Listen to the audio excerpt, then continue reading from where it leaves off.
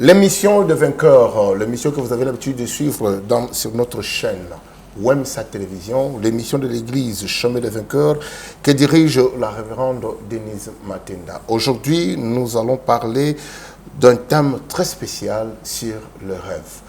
Merci Nabil Nosso Baïbomesana pour l'émission Nabiso.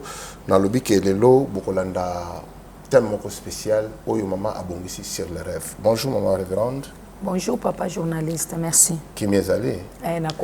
Maman, Bible le dit que Nzamba lobela kabiso na ndenge nyos. Nzamba ko lobela biso pe na ndenge ya ba rêve, mais kaka mokili pe lobi que diable pe ayela ka biso na ba rêve. Alors différence ni noko ko pesa balande na biso entre rêve et outi na diable na oye outi na Nzamba. Ah, merci papa. Il y a solo Bible et solo banamso cependant Dieu parle tantôt d'une manière, tantôt d'une autre. Mais on y prend point garde. On est en 4 Job 33. Il y a solo so kotangi na 14 et 15 kuno ko comprendre yango. Zambe alobela kabiso. Na kati na Deutéronome 29, la Bible dit les choses cachées sont à Dieu, à révéler sont à nous et à nos enfants. Nikolo banzambe alobaka. Alobela kabiso makambo ebele oyo tant mususu biso to comprendre kate. Mais lokola nzamba alobaka satana pe ayaka na lolenge nae pe alobaka. Mais sikoyo mutunde il faut aluka aeba discernement, azana discernement. En fait, qu'est-ce que je vais dire? Je vais dire que le monde des ténèbres, le monde des songes, c'est un monde un peu compliqué. Et c'est un monde de moko très capital et très compliqué. Bato ebele lelo bazo kutana na ba problème. Bazo kufa, bazana makambo, c'est parce que bazo comprendre le langage yanzambete. Mais en fait, Dieu parle parce que Dieu dit à Abraham, cacherai-je Abraham ce qui doit lui arriver. Nzambe vraiment a bon bakate, oyo ekoki kokomela biso. Alors nyonso oyo esalamaka, Nzambe alobelaka biso ango d'une façon ou d'une autre. Mais si comme mutunde azo ebate lo lenge nini akoki ko comprendre langage yanzambe. Omoni, puisque le monde des songes c'est un monde spirituel et puis au sujet duquel celui qui a l'esprit de Dieu, l'esprit de discernement peut facilement comprendre comment marche son âme vis-à-vis de Dieu ou par rapport aux géants de ce monde. Dieu parle. Avant liwaeya, il faut nzamba loba. Avant problème moko comme la biso, nzamba lobaka. Yo zolandanga partout aux alliés. Yeba ke nzamba salobela yo. Dieu te parle beaucoup de choses, mais seulement peut-être aux alliés enseigner ou bien aux anakati à distraction. Alors au kolanda biso na émission oyo et kosunga yo makasi comment tu vas vraiment discerner le langage de Dieu. Zambe elobeli na ye tangu nzamba zoloba azana douceur. Nzamba lobaka na paix, na kimia. Parce que le Saint-Esprit c'est la douceur. Le Saint-Esprit c'est la paix. Moni. Donc, tant nzamba zolobela mutu. Mutu wana langage nzambe oko sentir ngo na kimia nzamba pesi au message. Mais langage o ezali ya diable au sentir que mutu azar kile. Même tant ozolamuka ozana kimia te. Ulala uloti ba olanda yo mbangu olamuki subitement ozo banga ozo lenga mais yanzambe kozala bongo te yanzambe kozala na kimia. Dieu te donne le message. Regarde ce que le monde des ténèbres est en train de préparer. Tangu yo zui rêve yanzambe okola mona ona kimia pe olamuki okola muka na réflexion fandi bien obandi ko réfléchir na moni boy na kimia pe Saint-Esprit bandi ko lobana yo le lenge o moni boy so ozana encadreur spirituel ezana bato ebele bazana ba encadreur spirituel te. C'est là où pose aussi des problèmes. So kozana encadreur spirituel, un bon pasteur, quelqu'un qui connaît bien le discernement de rêve parce que c'est un don. pour discerner le rêve, tu dois avoir un don ou tu dois aussi être enseigné par rapport à ça. Pour oser la connaissance, parce que balobi qu'à la fois il faut ajouter la connaissance. Ce qui yo enseigner au koyebate, ça va être difficile. Ozomona moto alali par exemple aloti ndoto nyoka suye nazo pesa exemple alamuki musapi wana ezo sala epasi basuye wana ezali directement acte salami Nzambe alakisi ye. Ils attaquent il y a Satan. Diable a eko attaqué ye, mais Nzambe alakisi ye. Parce que eza na bato ebelo bazu morsir à serpent, batika la ko découvrir te ke baswa ki na nyoka et après quelques jours abandi ko bela pe akufi. Liwa ebele ezali liwa euti pa ya Nzambe te. Liwa ebele ezali diable azokata destinée ya bato. Est-ce que Nzambe oya likolo akelaki mutu na se alobi ke atindi mutu na mokili po mutu wana jouir te akoma na destinée na ete po mutu wana kufa? Non, Dieu a créé toute personne pour qu'il puisse jouir. Pourquoi?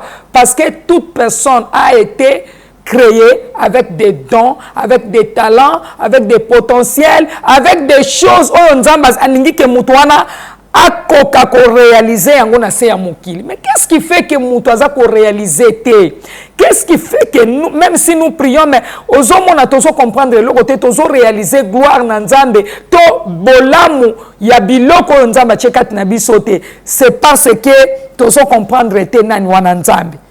On comprend. Donc dans Matthieu 26, verset 40 à 41, Jésus dit à ses disciples pendant la nuit de prier. Pourquoi? Pour vaincre la tentation qui allait venir le matin. Il faut prier la nuit. Mutu oyo sambela na buto avant la bandoto na ye ekozala lolenge moko boye. Akozwa visitation divine, Nzambe akoya kopesa ye ba information. Alors, tant que Yesu a dit, bon monde de la Nabutu, kuna na Matthieu 26, 40 à 41, a dit que vous devrez prier pour vaincre la tentation qui allait venir le matin. Donc, cela prouve que c'est la nuit qu'on prépare la journée. Dans le verset 51 à verset 52, là, on nous montre les agissements d'une personne qui n'avait pas préparé la journée dans la prière pendant la nuit. Il a préparé Kiangote. Il avait combattu charnellement, alors que notre combat n'est pas charnel, notre combat est spirituel. Nous devrons préparer la journée, mais cette journée doit être préparée la nuit. Quand quelqu'un a le temps de prier la nuit, c'est pas là où il aura la visitation divine. Dieu va donner l'information. Nazongi na likambo nyoka mwa muke. Na likambo ya nyoka tokoloba mwa amoso na moni nyoka alali ya loti nyoka asuye. Nyoka asuye koma bazala ko kende bazaki ebele ba mimoni na kati ya zamba. Alors na kati ya zamba wana ekomi molili. Ba keiti ba komi quelque part nzela pe esuki. Ça c'est un rêve compliqué. Tant que yozo kende zomona nzela na yo, o yozo kende suki. Premièrement, bazana zamba. Deuxièmement, molili. L'Éternel agit dans la lumière. Mais quand vous êtes dans les ténèbres, quand on parle des ténèbres, on parle de l'ennemi, on parle de mal, on parle du diable. Bon, au moni ozana katia zamba. Sikoyo zamba ngope molili et surprendre bino na zamba. Entre temps nzela pe ya kokende ezalite nzela esuki. Tango esika telemaki amimoni azaki na pareil téléphone ya muke na maboko alobi na fongola pona tala tout autour na ngai na mona kinyoka moka zolanda biso peut-être nyoka wana aleki biso na sima ka ko pelisa zo pelisa appareil na ye ya muke portable na ye amoni libulu moko ezaki liboso na ye amoni nyoka munene mulai alors nyoka wana apike na maboko tango nyoka suye alinga soye susu na likolo a déplacé likolo alamuki. Mais qu'est-ce qui s'est passé? Alamuki azoka musapi pasi aye komona ngabi mama nalani na loti nyoka swinga mais nazoka musapi opasi tala ndenge vimbi et puis nazoka mutuna nga kilo. C'est directement le venin du serpent. Quand le serpent pique, il laisse les poisons, il laisse les venins. Donc, mon siri ya serpent et kaka poison na kati ya nzoto amutu. poison wana yango nde provoquer nini, yango nde ko provoquer maladie, yango nde ko provoquer le comme parce que le diable a fait quoi, il a mis la sémence. Et ce qui mutu ayebi ko traiter te to aye azan encadrer ya malamu te. Oya ko laxé que omoni wana déjà eza sémence bakoti ici pour que oya ko bela et ko pesa yo tension, diabète, cancer, malaria pe mususu eutaka na origine ya microbe bien sûr na bangungi, mais malaria mususu eza ba origine moko démoniaque parce que le diable profite toujours na eloko oyo ezali, alors le diable va profiter à côté linango. Alors vu que ayoka ki mutu na ekilo musapi oyo baswaki ezaki akovimba, c'était déjà le poison, le venin du serpent oyo ekotaki. Il fallait ce qu'on l'accès que salaboy, salaboy, salaboy. Amen, papa. Donc, au kolakisa ye, le lengeni na ko procéder par rapport à la révélation na ye, na prière na ye. Alors, ndesika sikoyo ezoza la difficile parce que bato ebele bazana bancadreur spiritualité. Aloti a négligé. Amoni eloko nzamba lakisi a négligé. Mais ye azalaki attaqué na butu. Nzamba lakisi etala ndenge baye ko attaqué yo. Alamuki nango na mutu parce que plusieurs personnes pe bazali soka alali aloti abosani, là c'est très dangereux. Ezana bat oyo bakanga am na bango ezali captivé na mai. Il faut yeba ke am na yo ezali captivé na mai, na se ya mai. Tangu yo zolala ozolota ozobosana parce que nzamba azoya kopesa information mais yo ozobosana. Diable azoya ko attaquer yo. Tangu nzamba azola que diable a attaqué on nzela ya ndoto. C'est pour que tu puisses te lever, prier, de proclamer. Oh, le diable a qui n'a ko proclamer na vie. Que Bible lobby nzambe ya Israël a pesi biso autorité, pouvoir, puissance. Na Luc 10:19 ya kotambola likolo na nyoka. Abi je vous ai donné l'autorité de marcher sur le serpent, sur les scorpions, ainsi que sur toute puissance de l'ennemi et rien ne pourra vous nuire. Écoutez, rien ne pourra vous nuire. Nous ne pouvons pas craindre. L'Éternel nous parle. Le diable aussi vient nous attaquer la nuit. Quand le diable vient nous attaquer, lui ne nous parle pas, mais il nous attaque directement. Le diable n'est pas prêt, il vient attaquer. Lorsque le diable attaque, Dieu te montre, regarde comment tu es attaqué. Ce n'est pas pour que tu puisses rester calme, c'est pour que tu puisses te lever, c'est pour que tu puisses prier, détruire. Parce que là, il dit, cacherai-je Abraham ce qui doit lui arriver. Vous comprenez? Alors, Dieu ne peut pas vous cacher ce qui va vous arriver. Maman, moi, moi, a sali accident. Moi, na koufi. Azok de classe, azok yaya na ya kati ici avant, moi na wana ningia kati sa yami bale l'enfant avait juste 7 ans. Donc à lundi yaya na ye par erreur, mutu ke tuti moi na wana et puis moi na wana kofi. Na meki ko solo na est-ce que semaine mobimba o avant problème mo kutana nango olota ki quelque chose. Alobi oui na lala ki na lota ki mona nanga ya mwasi ya kufi. Mais o ya kufa ki ezaki mwana mwasi te, c'était un garçon.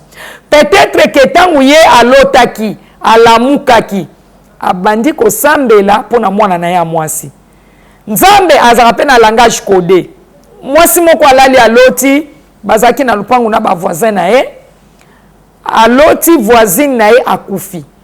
Tongo etani akei na précipitation na bateau bazali enseigné te. Ake ko sa voisine na ye, écoute ce que j'ai vu que tu étais morte. Mais ce n'était pas elle qui était morte. Et comme juste na 8h et quelques azaki ko sala lessive akwei kaka ndenga zo kende na robinet atoki mai na e azozonga sans que abela sans que problème moko boye akwei directement subitement akufi. Or que tant nzambe alakisaki que voisin na e akufi et bonga ki asosola que non ezaka ka voisin te esprit de mort ezananda kunanga. Fallait d'abord abandonner nous prier pour naemoko à détruire force et puissance de la mort, à renverser en go, à avoir conscience s'il s'agit de gêner, à gêner pour na na fléau de la mort, à détruire ombre de la mort. O ekota qui déjà na katiandako. Mais hier a kende ko sa voisine en pensant que c'était la voisine qui avait un problème. Et qu'est-ce qui est arrivé? Et salami ke yemo kwa ke kotoka mai azozonga akufi. Alors vous voyez que ezali monde à rêve, ezali monde moko compliqué oyo toza vraiment na connaissance penza makasité soki toza na encadrer te oyo azali na don ya koyeba songe. Voilà, merci. Je crois que Bandeko Bazolanda biso ba wuti kolanda mais maman révérende naza pena nini moko na lingina yebisayo et ko ça lokola moi question maman moko balali azaki une femme mariée bazana mobali nena bana mibale alali na buto loti mobali na abimi na tango à cet accident et le matin ayebisi mobali non na loti mabe kobimate mobali non mais on n'a rien à manger, je dois aller au boulot parce que ce qui n'a qu'était to goliaté. Moi, ça non, mais en tout cas, dans l'autre type de mabe, kofimate. Mobali a forcé, abimi, a qui passé l'accident à Kofi. Si ce qui mouto à l'autre bongo, pour na yo étant que mon sambeli, mouto on a fait ça l'année. Bon, maman lali à l'autre que, bah lali na mobali na, basé na bana na bango mi balé, à l'autre mobali abima qui a fait l'accident à Kofi, tongo etani, maman moni abisi mobali na, non. Et ça n'impacte était que mobali abimate, to abima, non. Même si on a un accident, on sala parce que Dieu avait déjà parlé. Et ça là qui déjà un conseil de méchants. Papa, nous vivons dans un monde compliqué, oh makamboza compliqué. Ce qui basi ba côté lio na réunion. Et ça na ba couvent ya molili, le couvent maléfique. Est-ce que basa na ba réunion ba complot pour na ko girer, pour na ko souki sa mutu, babi to ko souki sae. Alors ce qui conseil de méchants et côté réunion pour ba souki sa vie à mutu. Et l'autre qui sauver, ce n'est que la prière. Je vais vous dire, on va continuer avant d'appeler sa réponse à la question. Dans le verset dans Matthieu 26, 40 à 41, la Bible dit, Jésus dit à ses disciples pendant la nuit de prier pour vaincre. Là, il faut le lire. Moi, je suis en train juste d'interpréter. Il a dit, priez pour vaincre la tentation qui allait venir le matin. Donc, cela prouve que c'est la nuit qu'on prépare la journée. Vous voyez. Mais au verset 51 à 52, qu'est-ce qui se passe? On nous montre les agissements d'une personne qui n'avait pas préparé la journée dans la prière pendant la nuit. Il avait combattu charnellement, alors que notre combat n'est pas charnel, notre combat est purement spirituel. Nous n'avons pas à combattre contre la chair et le sang, mais contre les dominations, les autorités, les esprits méchants dans les lieux célestes. Dans les versets, dans le livre de 1 Samuel, chapitre 17, si nous regardons dans les versets 38 à 40, David avait refusé de combattre les géants Goliath avec la tenue militaire royale qu'on lui avait donnée par Saoul. Tu vois. Alors, il avait pris plutôt en main sa lance pierre et les 5 pierres. Dans les versets 48 à 50, on montre comment David avait remporté la victoire face au géant Goliath. Donc, les 5 pierres qu'il avait prise montre la dimension de la prière. Et vous alors, devant cela, devant ces géants-là, de ce monde de ténèbres, qui s'élèvent contre votre avenir, avec quel tenue bien-aimé vous les combattez? C'est ça la question. Vous combattre les géants parce que Dieu avait déjà montré les géants étaient là. Goliath est venu pour akata mutu ya mobali na ye. Abundisa qui est comment? Pour vaincre l'ennemi, il faut porter la tenue spirituelle qui est la prière. Quand la maman vit cela, il était question à Téléma. À Télémi, à remercier d'abord Nzambe, Seigneur, na pession merci pour na kolaksangai, les choses cachées. Oh diable, pe mokili molili baso bongisa pour na ko si prendre ngai. Papa na bandi ko senga d'abord mawana yo. À retourner d'abord en repentance. Natangu nyonso ezali kamoko mabe komela biso yeba ke to fungola la porte. Soki mobali na ya fungola la porte te ye moko fungola la porte tantôt d'une manière tantôt d'une autre. Na kanda na souci na makambo ebele tozo vivre pe na mokili moko eza na ba réalité ou vie oyo tozo mona ezo mema biso makambo tozo mona eza vraiment moi pasi kolia eza na moi difficulté, il fallait ko futa peut-être ndaku, il fallait peut-être bana batanga dans de bonnes conditions. Okoki kocha souci. Or que Bible lobi ne vous souciez ne loko mon côté. Ne vous inquiétez de rien. Alors qu'en toute chose faites connaître vos besoins à Dieu dans des prières, des actions de grâce et des supplications. Mais souvent tozali bato na natiro tozanango ya nzoto tozo un peu faible toza ko se soucier et ko kipe ko za la porte d'entrée.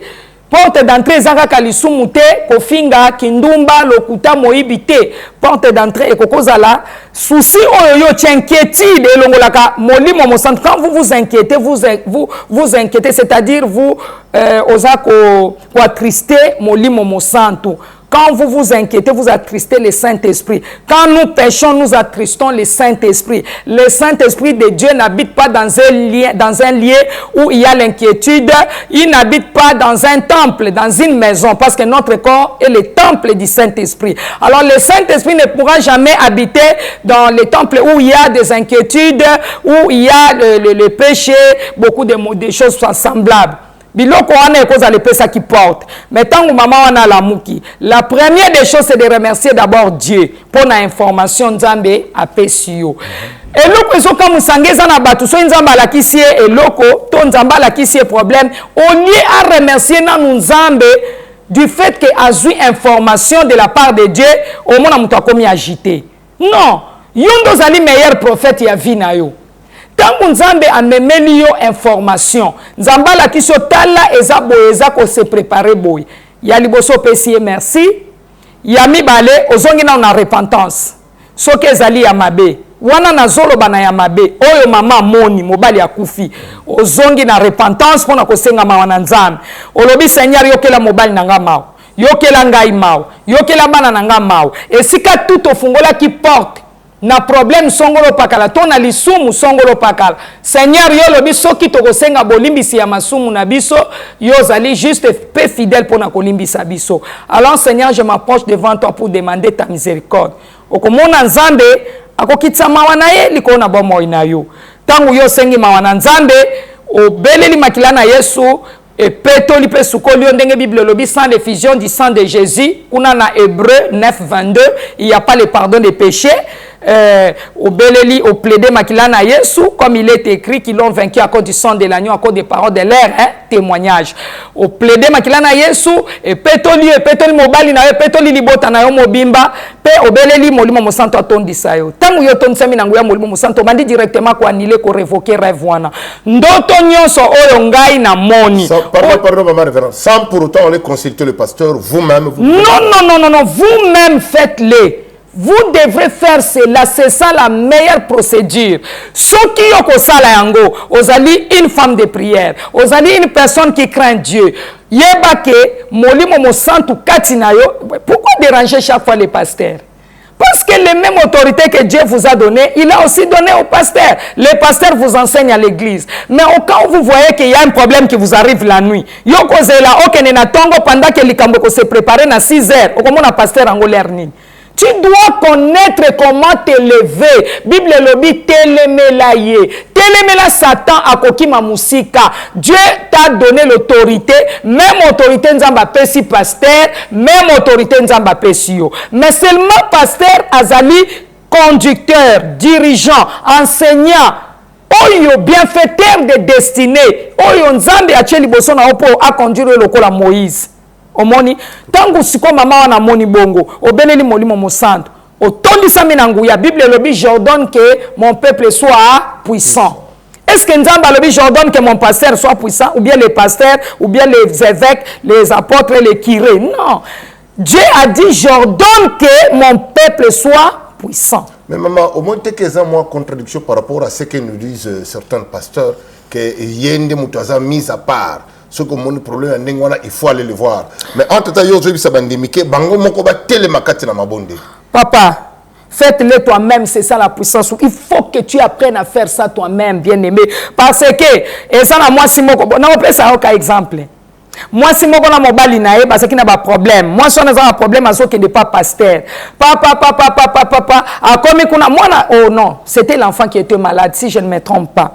Alors, à komi, tango à komi, nanu kuta koti na lupangu taoki pasteur na mwasi na ye bazo swana. Mais azaki na mwana azaki malade. Hein? Akuti pasteur na tongo pasteur na mwasi na ye baza vraiment ko échanger ko swana vraiment ce n'était pas donc makamoko ya malamu bazolo bana ezalaki malamu te yango na biso bana nzambe surtout nous les serviteurs de Dieu photoyer balolenge nini tokoki ko se comporter même na église même na banda to fanda bisika na bisika parce que ekoki ko yana likambu moko boye diable attaquer mutu et pour yo sauver moyen sauver ezate mutu wana ye akutani na ba problème moi sona tangwaye akuti ke pasteur bazako swana na mbali nae na mwasi nae mwasi wana kei mwana na kende kokufa. C'est juste parce qu'elle n'avait pas compris que pasteur aza mutu aza na nzoto aza na mai aza na makila aza na batentation diable akoki kotante ye ba flèche to bapasi basali na nzambe bazozwa ba flèche d'une façon d'une autre omoni alors sikoyo soki pasteur azwaki flèche omoni soki pasteur azwaki flèche sikoyo yo ye okuti ye na eta wana yo sikoyo okobeta mabaku maza mutu azali mutu c'est tout à fait normal akutana na makambo oyo akoki kokutana nango mais assemblaki ye moko peut-être mwana lingaka kufa te désolé lingaka kufa ata muke te ye akendeki na numbango papa c'est ça ma bête oui nous devons aller voir les serviteurs de Dieu pour qu'ils prient pour nous mais avant ya kokende pas serviteur wana il fallait d'abord ye moko abanda prière parce que diable pas okai kokima mbango akei kuna et pas pasteur pour na koseme moi confusion moko tangu yako ya akuti eloko wana pe diable abotoli mwana parce que le diable c'est un malin il nous combat tantôt d'une manière tantôt d'une autre bon moi si wana tozonga kana moi si wana perdaki mobali nae tangu alingaka be la molimo mo santo na nzambe yaka Saint-Esprit de Dieu j'ai besoin de toi Saint-Esprit de Dieu alingaki atondisa ye parce que l'esprit de l'Éternel epesami na mutu nyonso Bible lobi na Psaume 68 verset 29 ton Dieu ordonne que tu sois puissant affermis ô Dieu ce que tu as fait pour nous c'est ton Dieu qui ordonne que tu sois puissant omoni Bible zoba na acte kuna vous recevrez une puissance le Saint-Esprit de Dieu s'il viendra sur vous et vous serez mes témoins tu es témoin de Christ qu'on charge trop basali ya nzambe te azana tana ya kosala makam ko préparer l'enseignement kosala boy Dieu même autorité pouvoir puissance soit pesi pasteur a pesi yo dans un premier temps problème est telema bondela renversé tango alingaka be la molimo mo santo mwasi wana et que a commis rempli par le Saint-Esprit alinga directement tout tes songes ndoto nyonso mabe ya mobali nanga kokufa oyo nga na moni papa na nile yango na makila na Yesu ekoya te ekosalama te ekokokisama te toke na Esaïe chapitre 7 verset 7 Bible elobi boy Esaïe chapitre 7 verset 7 Bible elobi ainsi parle le Seigneur l'Éternel. Ce n'est pas un prophète qui parle là, ce n'est pas le prophète Esaïe qui parle mais c'est l'Éternel qui parle. Cela n'arrivera pas, cela n'aura pas lieu. Donc formez des complots, faites des projets, cela ne viendra pas. Cela n'arrivera pas. Na déproclamer liwa nyonso oyo ba proclamer ki na ténèbres ekoya te ekosalama te na kombo na Yesu na puissance makila na Yesu na révoquer ba décret na bango na niler na détruire rêve nyos on a monaki parce que yende muto monaki na makila na Yesu ekoya te na déproclamer yango na bebisi ba décret nango conséquence nango influence nango puissance ya ndoto oyo na bomo na ngai na ndaku na ngai ekweya ebebisa na makila na Yesu ebebisama avec force avec autorité au téléméli Satan et le diable aura peur papa. Problème ya bandimi ezali, les chrétiens ne sont pas enseignés. Voilà, c'est très important. Voilà pourquoi Dieu nous a inspiré de parler sur les rêves. Donc j'ai compris que ceux qui maman wana abonde la qui pona mobali na yemoko ya landi formule oyo lobi nzamba lingaka okele mata musu mobali na ngaki akufate. Parce que mobali abimi ata mobali abima ki jour wana te lokola déjà esprit de mort ezala qui proclamer c'est-à-dire basala qui déjà ba décret ba kotisa qui conseil des méchants oyebi papa so basi ba kotisa le conseil des méchants omoni vachi na Bible yende ba remplacer ki Esther soki ezana batu bazolinga ba remplacer yo batu bazolinga ba détruire yo même na bureau même na musala même na église même wapi ba kokote le conseil des méchants soki ozana nzambe to ko échapper te omoni basali si vachi erreur roi bengie asali mo erreur lokola roi organisaki festa azaki na ba roi mususu yepe azaki pe na ba collègue ne ba reine oyo bas yepe asali saki festa bazolia bazaki pe na mo organisation na bango mais roi abengie ye ayebaki te ke ezaki déjà na conseil des méchants asalaki lolendo ezaki erreur esalamaki amonaki lokola ezaki je ezaki na conseil de méchant salama pona ko destituer pona ko longola ye nesika na ye eza na ba conseil de méchant ezo salama na ba couvent maléfique pona ko destituer bato pona ko boma bato eza na ba décret maléfique ezo salama butu na moi eza na ba tribunal maléfique ndenge tozana ba tribunal na samokili ndenge pe tribunal ezali mwana mwasi moko na zolo bazaki c'est engrossé na garçon moko mwana mwasi na papa na yazalaki azalaka okitiste alors tango bakeli ko mona garçon na les garçon na ndima ke zaike garçon na koma iko boya a renoncer a boyi ke za grossesse wana za ya yete mais au fait papa ya mwana mwasi wana azaki vraiment na ba possibilité il était seulement question que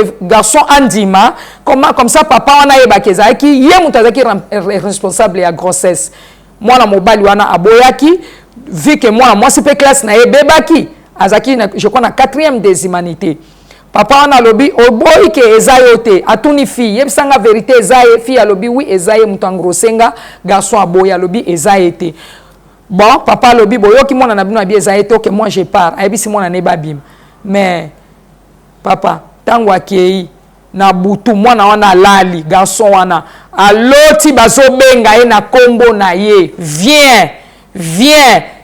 C'est le plus fort qui domine sur les faibles, papa. C'est la spiritualité qui domine sur les physiques. Ceux qui ont faibles, ils ont la puissance, ils ont la force, c'était la prière. Bah, force maléfique, ils ont attaqué, ils ont surmonté, ils ont renversé.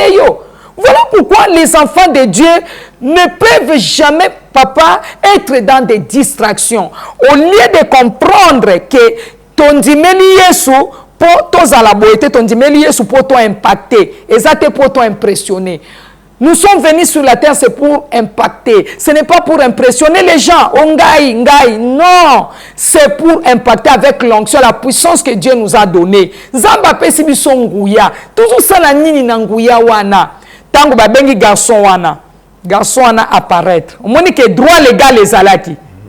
Droit légal les alaki parce que garçon wana grossesse ezaki ya ma wanganaki soki grossesse ezaki ya eta linga ka paraître te balinga ba convoquer na ténèbres linga ka paraître te alors papa wana asali ba incantation imprécation paf la tongo garçon wana akomi liboma mais bien ka koma liboma lota kindoto garçon akomi liboma classe na baby aza osala médecine pourquoi parce que angosaki mwana batu awangani droit légal ezali papa makambu ya bandoto kosala nango masekite garçon moko alali na ndenga moi garçon na bakendeki na cimetière bakomi kuna na cimetière pona okunda mutu akufaki azalaki voisin na bango azonyata likolo ya batombo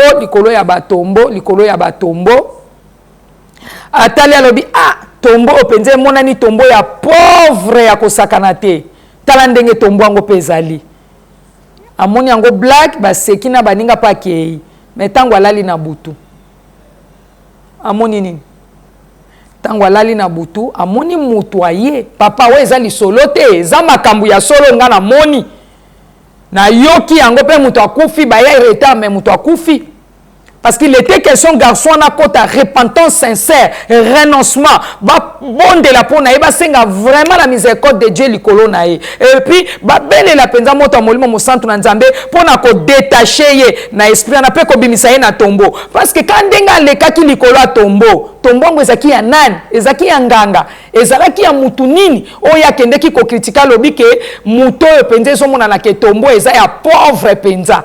Mbala moko na kolala na ye na butu vers 4h du matin loti mutu moko aye ayebisi ya lobi na ye yebisa ngai na salio nini po oya kochola ngai na ye kozwa yo ale telema na ye kozwa yo yoka garçon alamuki garçon atelemi babandi kokende ti bakomi na cimetière garçon ana situki amonaki yango ndoto amonaki yango je mais 2 jours après garçon bandi kobela bake na bopito nyonso ba dépenser mbongo nyonso maladie ezalaki te mais tango à se souvenir batuni ndoto nini olota qu'est-ce que ces derniers temps oloti nini na lotaki na wana akomi déjà kokende na kokufa na lotaki nazalaki na tombo boye expliquer nde mutu anaki kozwa kaka sisi koloba kufi Il y a des réalités dans la vie où les gens doivent comprendre que les rêves ne sont pas le rêve.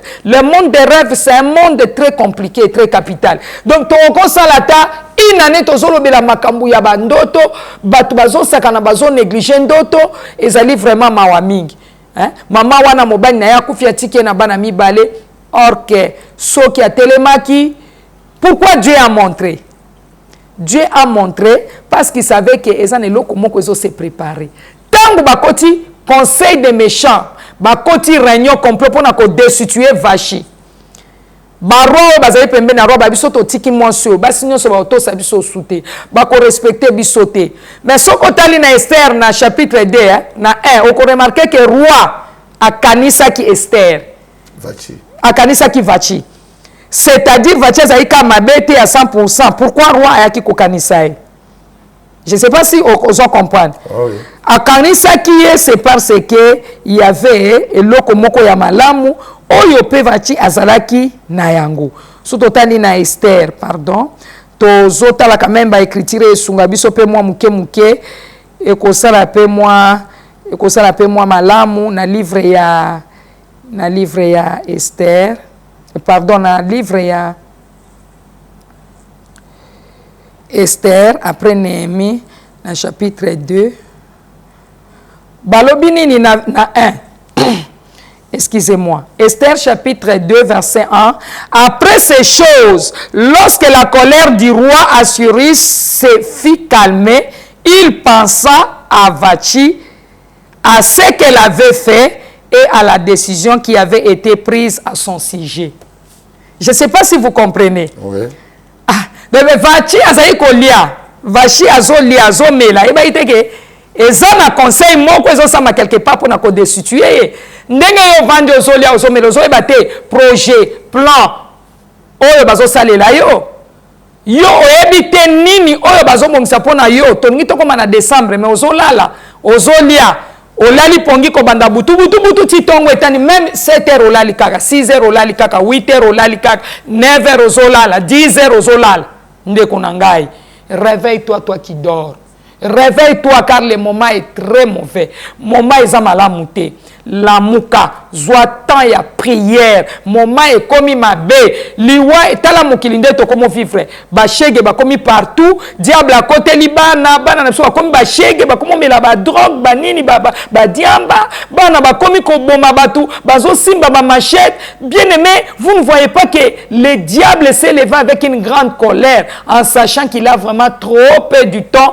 Alors yo pételema otelemela ye ndoto nyonso komona ya mabe renversé ekotosa yo comment tangu yo zobanga nzambe, tangu yo zobanga nzambe soki ozobanga nzambe te ezali passe po longa Satan.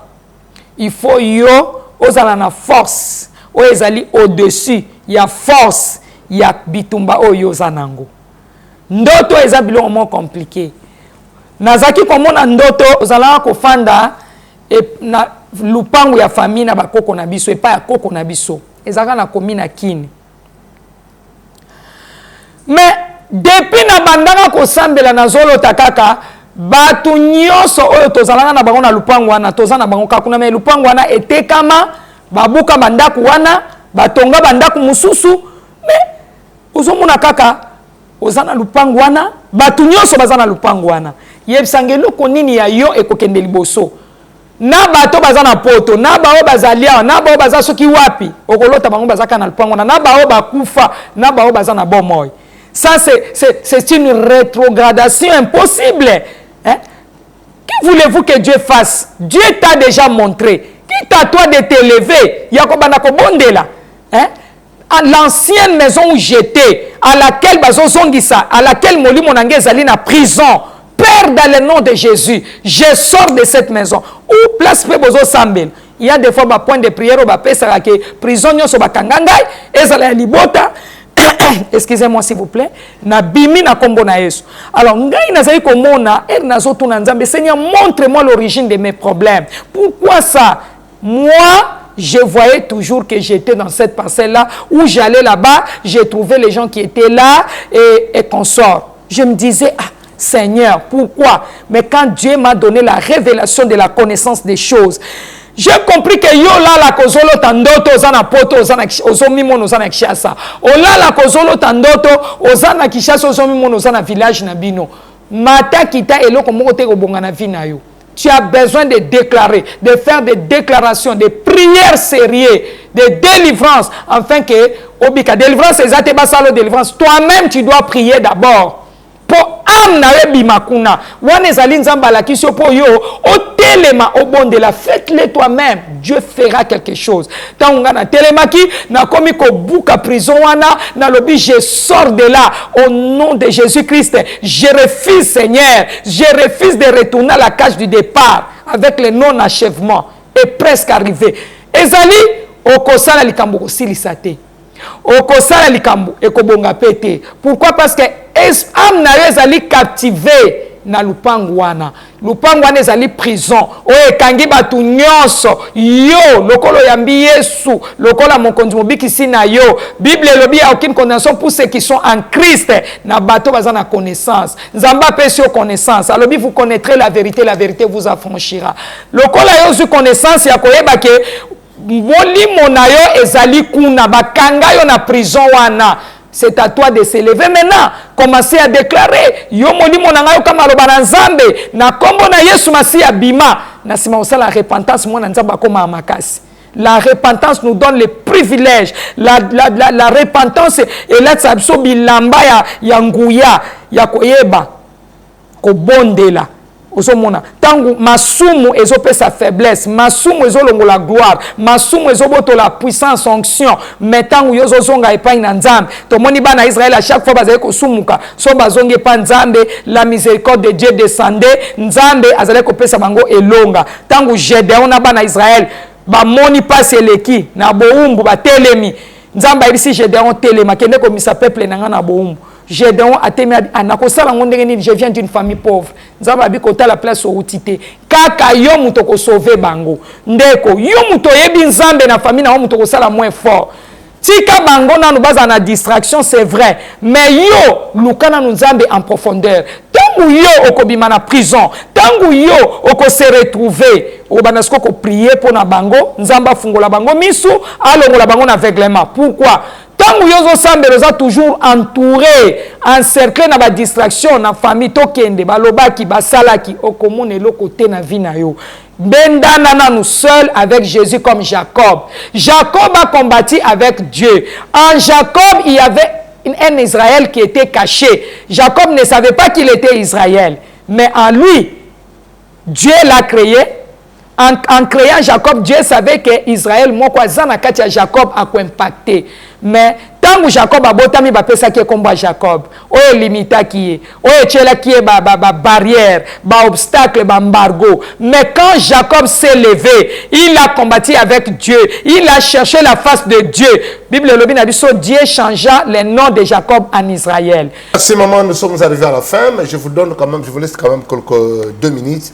Au bon de la pour na bande comme mususu bazape ba chrétien ba sambela kame ba makambo ezoye la bango et puis mususu pe ba sambela katenningo utikolo bango et pourquoi pas to kotipe na mois ya octobre oyo au bon de la pona sanza ngo odidi ngo na buka nsambe ya solo nsambe rabo moy azwa lokumu pona bino oyo bo utikolanda biso na kati na émission oyo sur les chemins des vainqueurs. Car sur le chemin des vainqueurs, la victoire est certaine. Zambe na bon moy, Jésus-Christ est azali le chemin, la vérité et la vie. A koti kabisote. Tozali kotambola toujours sur le pas de Jésus. Alors ceux qui biso to kolandae, tozala dessuté. Dieu existe. Il est le rémunérateur de ceux qui le cherchent. Mutunyo so koluka nzambe dans la vérité et la sincérité, nzambe akosungai. Tangu biso tozoye pa nzambe tozoya na ba fardo na biso, na mabe na biso, mais ata ozana mabe kobanga te atoza muto alokuta muto akanda ozandumbo oza moyibi yaka kaka bongo. Jésus-Christ de Nazareth est venu pour chercher sauver ceux qui étaient perdus. Na koyoka liloba yozo kende ko bongwana na kofanda koyoka lilobo zo kende ko kangolama pe okoko mesiko nzamba lobaki okokoma na benir bino na kombo na Yesu pona moi oyo ya octobre 10e mois ezali mois ya miracle nzambe ya Israël asalela eloko moko ya malamu yo oyo ozolala ozolotaka bandoto bazolanda yo olala kolotaka ndoto ozokendo komaka te olala kolotaka ndoto oza na uniforme ya bleu blanc ozongaka toujours sur le banc de l'école yo olala kolotaka ndoto sa université oza kaka na université olala kolotaka ndoto otambolaka a pied nu olala kozolota ndoto ozogrimpe montagne ozokoma na suka te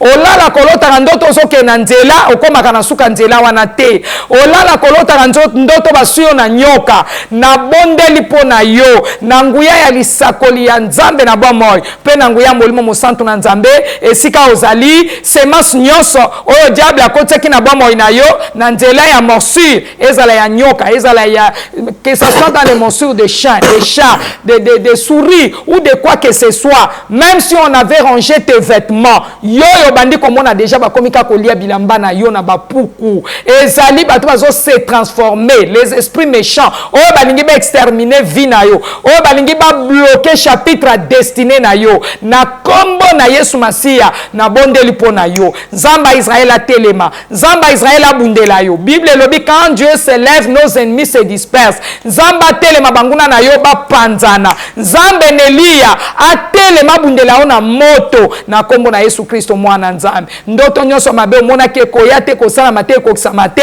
na révoquer yango na détruire yango na nguya ya makila na Yesu Masiya mwana na nzambe. Je prie au nom de Jésus par la puissance du sang de Jésus naza ko annuler ba décision nyonso toutes les sentences maléfiques prises dans ce tribunal maléfique ba tribunal nyonso diabolique ba tribunaux diaboliques oh pona ko bloquer ba personne na yo pona ko réduire vie na yo na minimum et panzana na moto molimo mosanto et c'est là au nom de Jésus na kombo na Yesu pona mois octobre en ces derniers temps de fin de l'année je prie pour vous je lis tous les esprits d'accident envoyés contre votre famille et vous et c'est là au nom de Jésus-Christ je lis tous les esprits d'incidents préparés dans les ténèbres contre vous et votre famille je les rends impuissants par la puissance du sang de Jésus et c'est là au nom puissant de Jésus que toute nécrologie préparée pour vous ou pour votre famille soit annulée par la puissance du sang de Jésus. Car il était qu'ils l'ont vaincu à cause du sang de l'agneau, à cause des paroles de leur témoignage. Que tous les buveurs de sang, les mangeurs de chair qui rôdent autour de votre famille et autour de vous, pour vous ôter la vie, soit frappés d'aveuglement, de paralysie, soit rendus impuissants. Et c'est là au nom de Jésus. Oh, éternel Dieu des armées, nazo bon de la pona yo. Oh, basi ba memi photo na ona mokili ya molili, ba memi manzaka, ba memi suki, ba memi fiji na yo, ba chango na hotel, na pandi hotel wana na kake ya moto na nzambe ko uta na likolo, na kombo na Yesu Masiya mwana na nzambe, tika ete molimo mosantu na nzambe atelema à localiser et loko nonyo so bakenda na ngona ténèbres et a komisa yango moto afin que ba méchant ba simba lisusu eloko na yote dans le nom de Jésus que le Saint-Esprit de Dieu soit votre guide.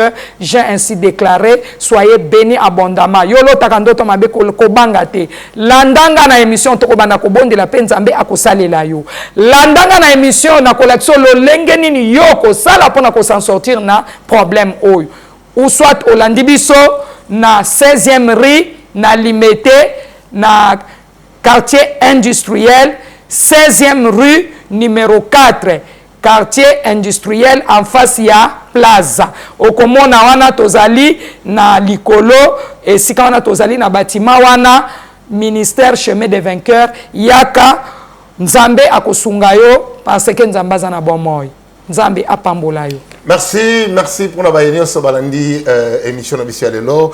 Maman révérende Denise Matenda a levé sur les rêves, mais nous allons encore revenir parce que chapitre à rêve Ezali Ebele Ezali Mounene. Je crois que vous allez nous suivre aujourd'hui jeudi et le dimanche pour la rediffusion, mais la semaine qui vient, nous allons encore revenir sur les rêves. Maman révérende a expliqué les choses. Notre numéro c'est le 089 96 96 930. Vous pouvez nous suivre Maman révérende Denise Matenda sur Facebook, sur YouTube, sur Instagram et sur TikTok. Et aussi ici sur notre chaîne Wemsa Télévision chaque jeudi à 17h10 et chaque dimanche à 16h50 pour la rediffusion. Pour aujourd'hui, merci à toute la grande équipe qui nous a aidés pour que tu réalises l'émission de l'eau. Ciao.